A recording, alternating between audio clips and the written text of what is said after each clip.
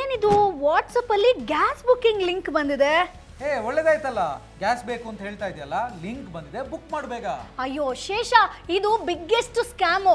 ಈ ವಾಟ್ಸಪ್ ಅಲ್ಲಿ ಲಿಂಕ್ ಕಳ್ಸೋದು, ಫೇಕ್ ವೆಬ್ಸೈಟ್ ಲಿಂಕ್ ಕಳ್ಸೋದು, ಆಮೇಲೆ ಕಾಲ್ ಮಾಡಿ OTP ನ ಹೇಳಿ ಅಂತ ಹೇಳೋದು. ಇದರಿಂದ ನಮ್ಮ ಬ್ಯಾಂಕಲ್ಲಿರೋ ಎಲ್ಲ ದುಡ್ಡನ್ನ ಆರಾಮಾಗಿ ಕದಿಬೋದು. ಸೀರಿಯಸ್ಲಿ? OTP ಶೇರ್ ಮಾಡಿದ್ರೆ ಏನಾಗುತ್ತೆ?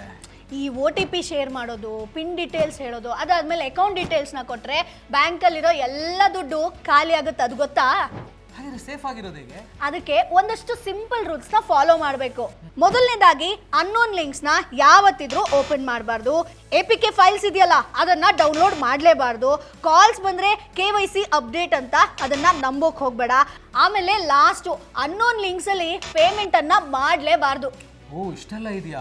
ಹೌದು, ಮತ್ತೆ ಗ್ಯಾಸ್ ಬುಕ್ಕಿಂಗ್ ಮಾಡೋದು ಹೆಂಗೆ ಹಂಗಿದ್ರೆ? ಅದಕ್ಕಂತಾನೆ ಅವ್ರದ್ದು ಅಫಿಷಿಯಲ್ ವೆಬ್ಸೈಟ್ ಇರುತ್ತೆ, ಆಪ್ಸ್ ಇರುತ್ತೆ. ಅದ್ರ ಥ್ರೂನೇ ನಾವು ಬುಕ್ಕಿಂಗ್ ನ ಮಾಡ್ಕೊಂಡ್ರೆ ನಮ್ಮ ಅಕೌಂಟು ಕೂಡ ಸೇಫ್ ಆಗಿರುತ್ತೆ, ನಮ್ಮ ಪರ್ಸನಲ್ ಡೀಟೇಲ್ಸು ಸೇಫ್ ಆಗಿರುತ್ತೆ. ಅಬ್ಬಾ, ನಾನಂತೂ ಇದನ್ನ ಫಾಲೋ ಮಾಡ್ತೀನಿ. ಮತ್ತೆ ನೀವು ಫಾಲೋ ಮಾಡಿ. ಹಾಗೆ ಈ ವಿಡಿಯೋನ ಒಂದಷ್ಟು ಜನರಿಗೆ ಶೇರ್ ಮಾಡೋದನ್ನ ಮರಿಬೇಡಿ. Boss Vala, B the boss.